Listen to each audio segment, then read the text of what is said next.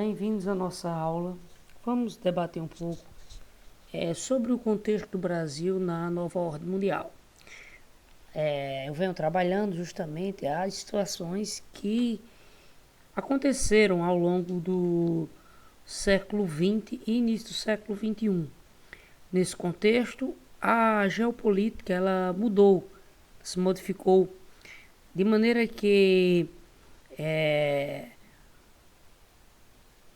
ocorreu, né, nos últimos 50 anos, né, uma integração das economias no processo conhecido como globalização, ao mesmo tempo que no contexto político, né, os Estados Unidos cada vez se firmou como grande potência militar do planeta diante da modificação do fim da Guerra Fria e ao mesmo tempo, né, atualmente o contexto de debate político ganhou um novo viés com a importância que a China ela teve, né, de destaque no mercado mundial e no contexto geopolítico, consequentemente.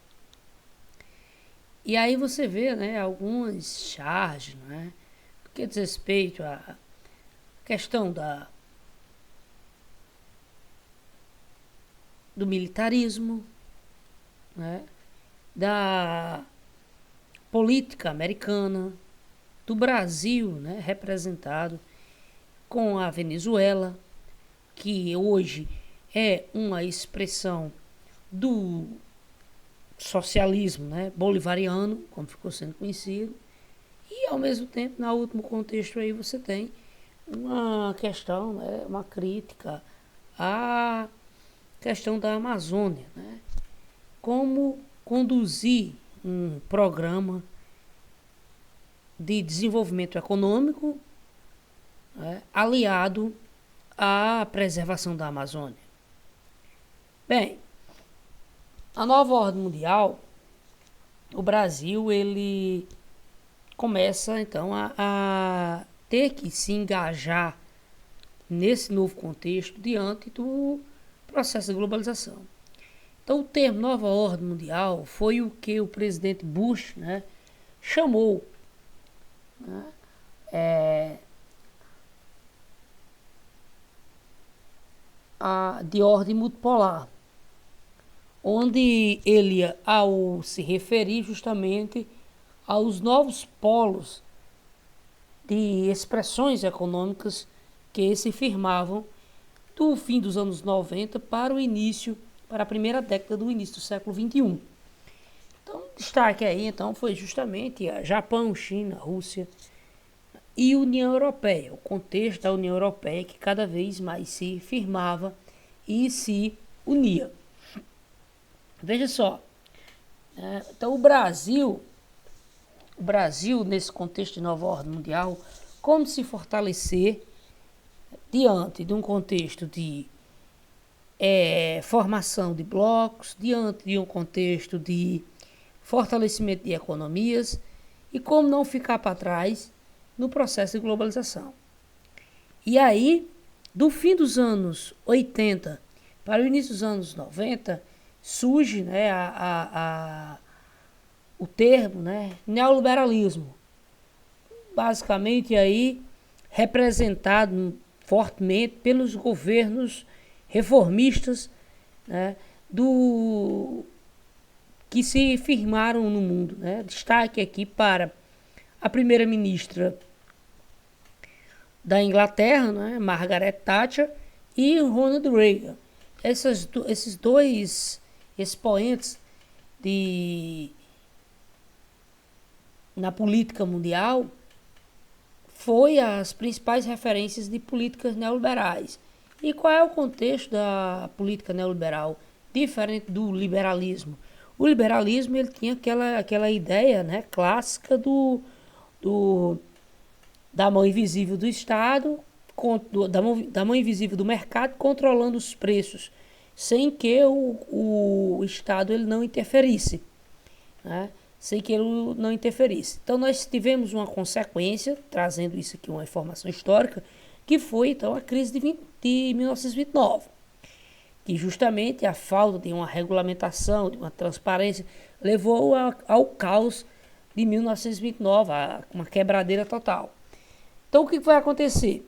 Os anos seguintes vão ser marcados por um dirigismo estatal muito forte, representado pelo pensamento keynesiano.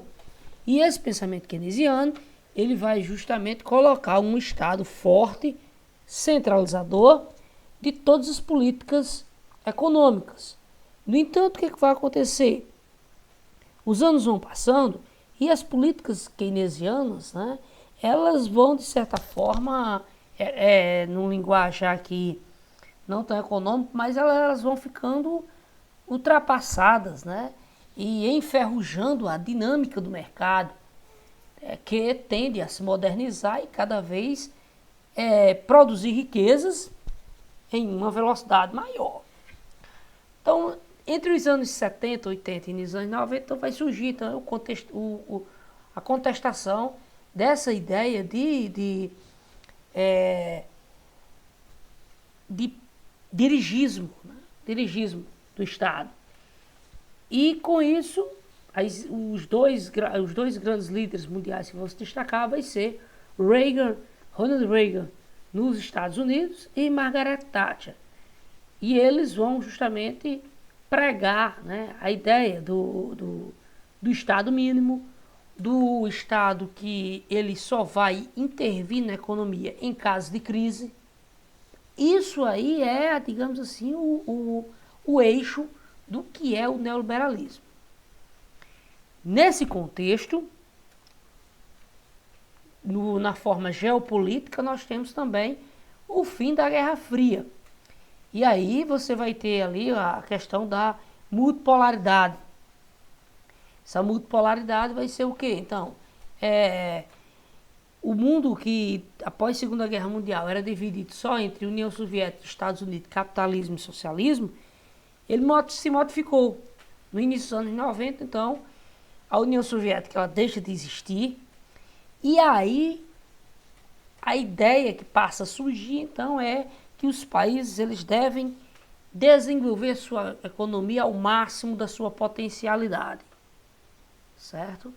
De que forma? Fazendo constantes reformas no que diz respeito à tributação, no que diz respeito ao aspecto de reformas trabalhistas, políticas, que enxugue o custo da máquina pública, né, e permita uma maior liberdade de mercado para a produção de riquezas.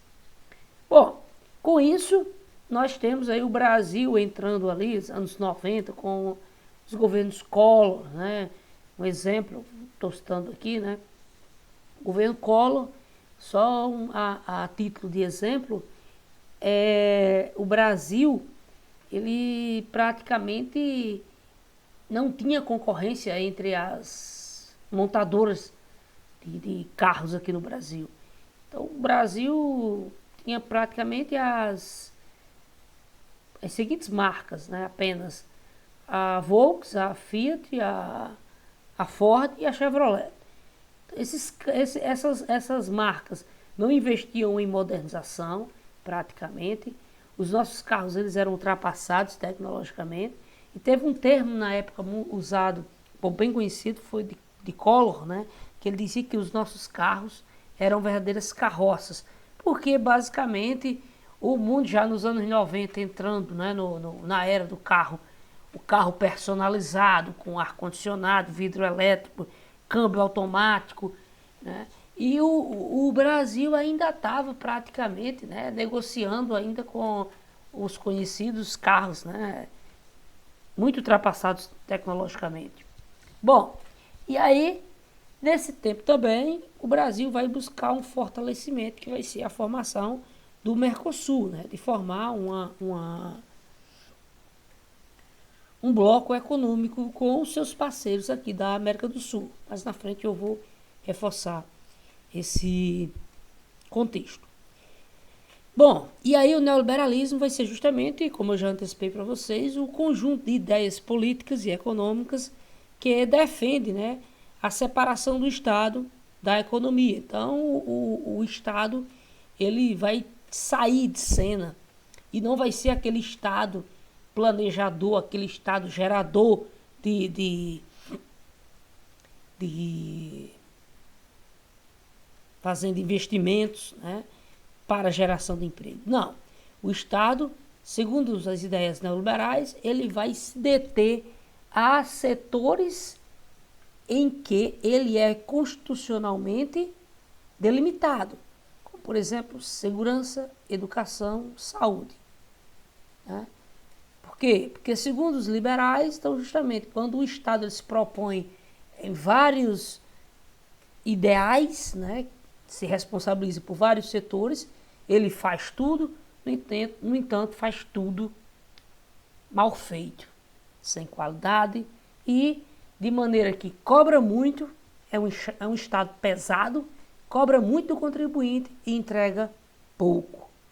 Digo isso, né, você pega aí então empresas estatais que dão lucro, que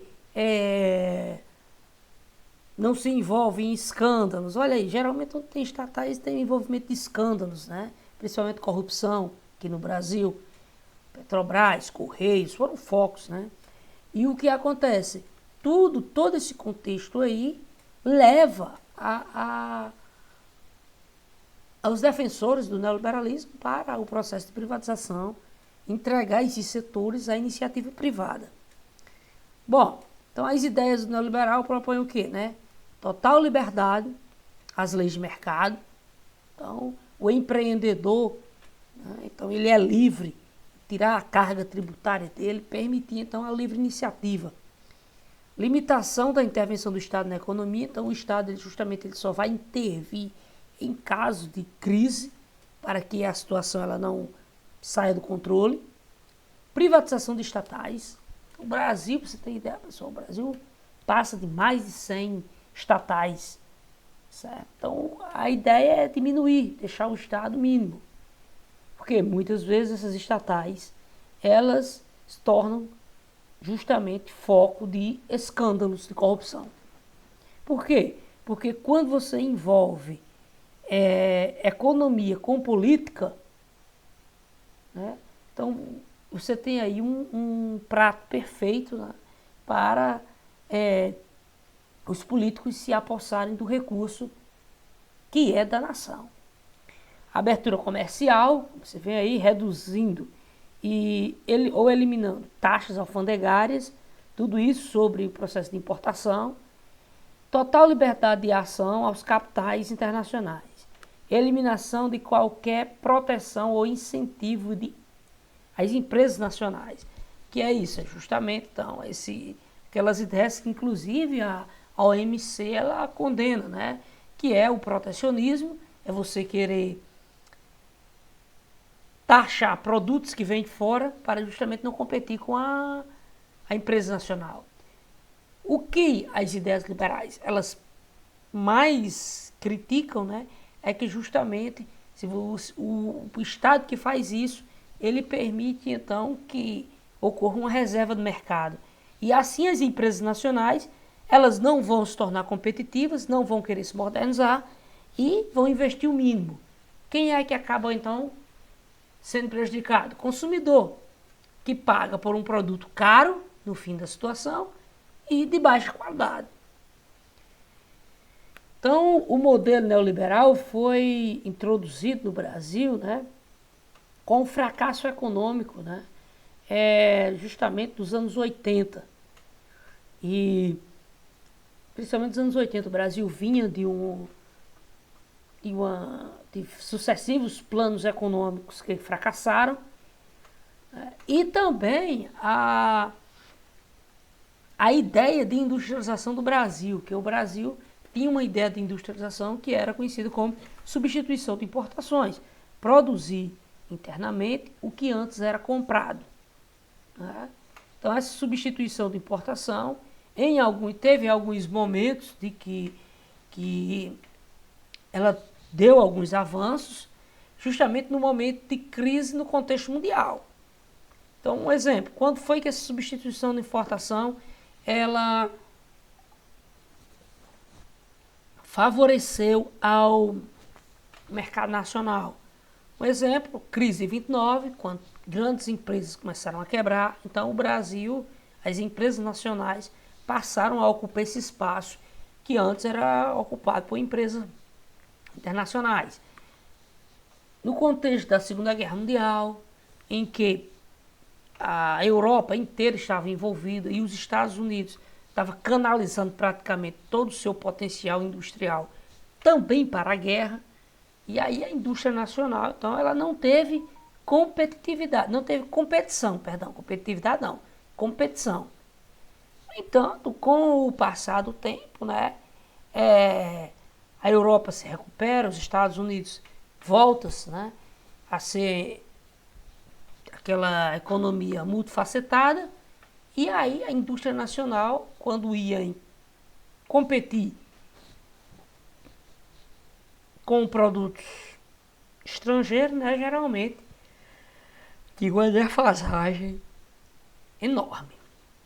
Então, volto aí à ideia dos carros, né, que eram chamados de carroça, como diria Collor. Então, o neoliberalismo, no caso, né, dos países subdesenvolvidos, a implantação neoliberal teve como maior manifestação uma onda de privatizações, que os críticos chamavam também até de entreguismo, né? O Brasil entregava suas riquezas ao capital estrangeiro. No entanto, também existem os defensores, né, que permitiram que justamente que a onda de modernização permitia um maior aproveitamento, né, para o consumidor. O exemplo que eu posso citar aqui também é no setor da telefonia. Né? Embora tenhamos críticas, né, ao que foi implantado aqui no Brasil, no entanto, o setor da telefonia, o Brasil se modernizou, né, superamos as antigas telernes que eram utilizadas nos anos 90 do século XX. E aí o Brasil, quando entregou isso à Telebrás, né, fez então esse processo de privatização, o Brasil modernizou a sua linha, né, de comunicação, ao ponto de hoje sermos um dos países que tem maior concentração de celulares no mundo. Né? Bom, então o Brasil, principais privatizações aconteceram aí durante os anos FHC, né? E bancos, o Brasil vendeu vários bancos, né? A CSN, a Companhia de Siderúrgica Nacional, Vale do Rio Doce, certo?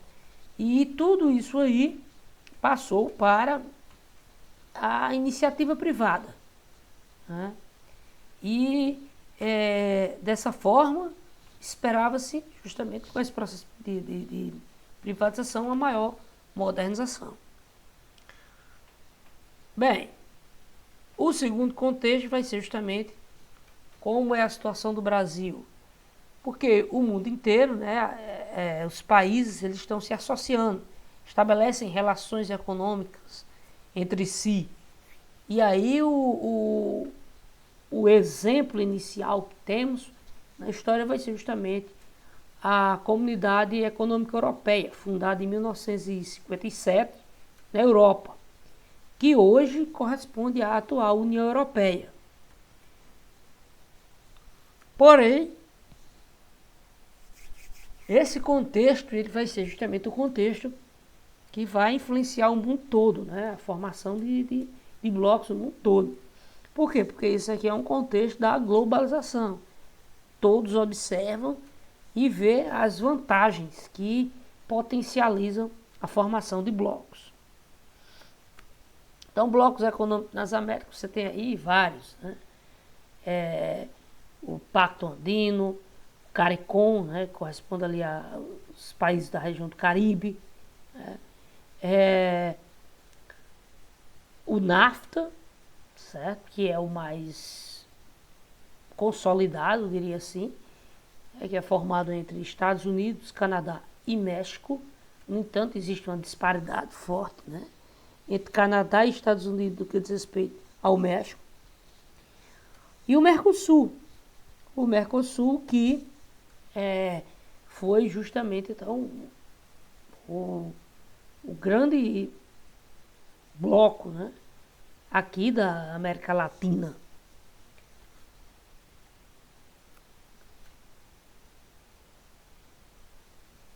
Na Europa você tem aí então Europa e Ásia, né, os